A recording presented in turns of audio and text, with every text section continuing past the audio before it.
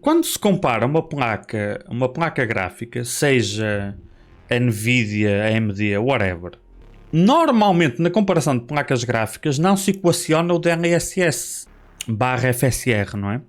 E isso é muito bom e muito mau. Em termos de qualidade, é altamente subjetivo. E depende do jogo, e depende da pessoa. Por exemplo, o DLSS atualmente, para mim, está fenomenal. No início, o FSR, o primeiro, de todas as vezes que eu experimentei FSR, eu acho que ele perdeu qualidade. Sempre. E perceptível. Mas agora vamos ter o FSR 2.0, não é?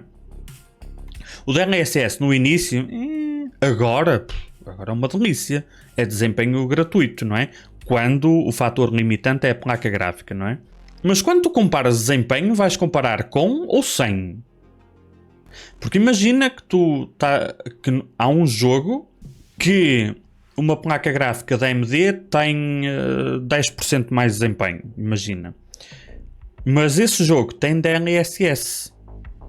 Então tu comparas com ou sem?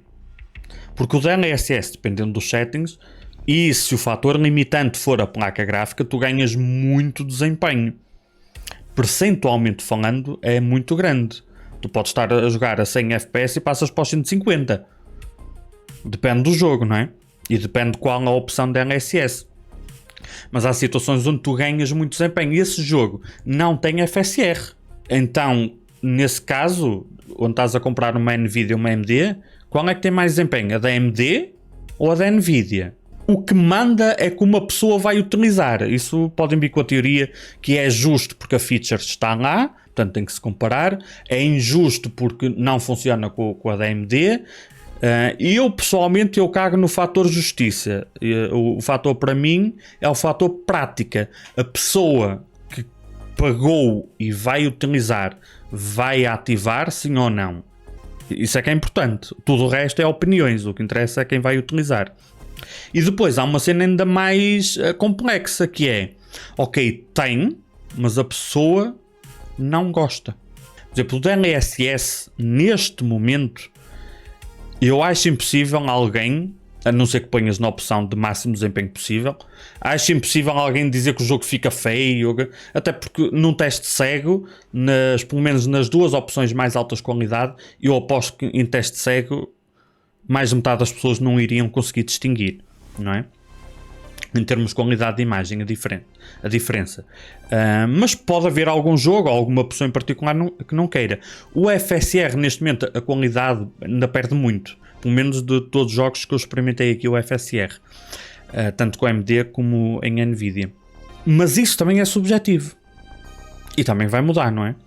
Para melhor, é o que eu acredito. Porque imagina que eu ativo o FSR e digo assim, nem fodendo que isto fica feio para caralho, eu prefiro ter menos FPS. É válido, sou eu que vou jogar, certo? Mas o desempenho está lá. Eu é que não quero usar. Ou o contrário, ou alguém ativa, foda-se. Estás a falar de quê? Isto para mim está bonito. Eu passar de 100 FPS para sentir muitos, para mim está espetacular. Venha o FSR. No Far Cry, sim, no Far Cry eu experimentei com o FSR. E no Far Cry foi bizarro. Eu consegui notar, enquanto eu joguei o Far Cry 6, houve uma atualização que melhorou muito a qualidade do FSR. A meio ficou mais pesado, mas melhorou muito. Por exemplo, no Far Cry eu consigo jogar. Eu joguei com FSR na opção máxima de qualidade, mas no início eu preferia, mesmo no início mal saiu, eu preferia 100 porque estava muito feio. Estava muito feio o jogo.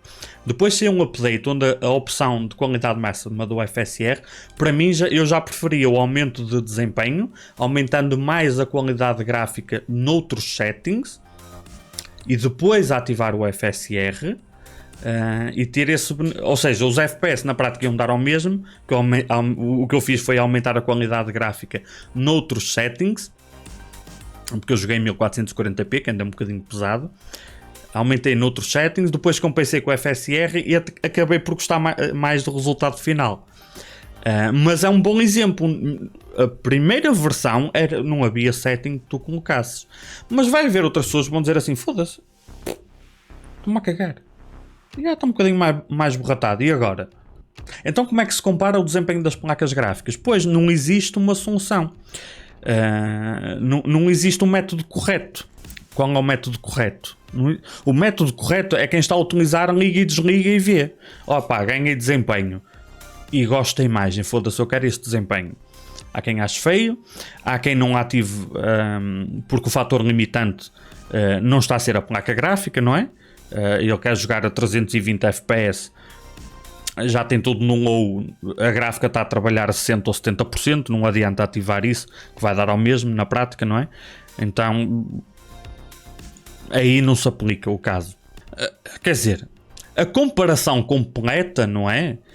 Só que isso para quem faz benchmark de muito hardware faz com que aumente muito tempo e às vezes não compensa o tempo a mais. Mas o teste completo é todas as opções, não é? Tu tens esta placa gráfica neste setting sem nada, tens com DLSS, se compatível, tens com FSR, depois tens uma da Nvidia com todas as opções e sem opções, da AMD com as opções que permite e as que não, e depois cada um decida, não é? Um benchmark completo é assim, só que eu compreendo também, é fodido, aumenta muito a quantidade de testes que tens de correr, principalmente para quem utiliza benchmark como uma média de vários resultados. Cada vez que tu adicionas um setting, adicionas se calhar 3 rondas do benchmark, é complicado. Mas há o DLSS, como mais de metade das pessoas dizem, não é? Depende do jogo, mas vão concordar que a qualidade de imagem não piorou, pelo menos no modo equilibrado para cima, ou piorou, mas é tão pouco que é indiferente. Na prática a pessoa vai ativar e na prática vai ganhar desempenho. E pode ser o suficiente para uma placa da Nvidia ter mais desempenho que uma da AMD, que ao contrário não teria. Não é? É por isso que eu gostava muito de ver o FSR 2.0 amplamente adotado e está presente em todos os jogos e funcionar bem, porque assim acabava-se essa confusão. Um bocado como era o FreeSync e o G-Sync. O G-Sync é espetacular, é superior. Filho, o monitor mais barato que eu posso comprar aqui custa 400€ e eu só posso usar da Nvidia. Quem lá saber, o FreeSync, mesmo que não seja tão bom, está ótimo e funciona com tudo. Não é? Quer dizer, no início não funcionava com a Nvidia, mas era uma limitação artificial. Entretanto, o FreeSync funcionou com tudo. Pronto, está resolvido por natureza. Estou-me a cagar. Eu pessoalmente estou-me a cagar para o G5, o da Nvidia, que tem aquele monitor específico, aqueles monitores específicos que vêm com o chip. O Adaptive Sync está bom o suficiente atualmente, já evoluiu muito. Eu gostaria que isso seria o ideal. Acho eu que toda a gente ganhava com isso. Seria o FSR 2.0 estar presente em tudo e que melhorasse muito. E podia ser uma situação tipo G5. Não é exatamente a mesma coisa que ter o monitor com o chip. Filho, mas vai dar quase ao mesmo. E toda a gente pode utilizar e não tens que pagar mais por isso. Isso é o que era ótimo. Tu assim compras uma placa da AMD se achares o mais adequado para ti, compras uma da Nvidia se achares o mais adequado para ti. Todos os jogos que depois saem, alguns que tenham um update melhor ainda para trás, ficam a funcionar com 2.0. É um fator que tu não tens que pensar. Pensar para decidir qual placa vais comprar. Neste momento tu tens que pensar. Esta placa da AMD tem, mas para quem já viu o FSR, jogou com, infelizmente o YouTube não deixa passar a diferença da qualidade de imagem, tem muita compressão para se notar diferenças, mas quem já jogou com DLSS atual e com o FSR vai perceber que a diferença é grande e muitas vezes a realidade é essa. A placa da Nvidia que teria menos desempenho passa a ter mais. Que venha isso, que funcione com tudo. Qualquer placa que tu metes tem o FSR2. E eu acredito que isso vai ser adotado. Acredito que sim. Se o DLSS tem adesão, que neste momento tem, o FSR deverá ter, porque interessa a quem faz o jogo à partida, não é? Porque quem tem placa da AMD pode tirar partido sem ficar com uma imagem borratada. Digo eu.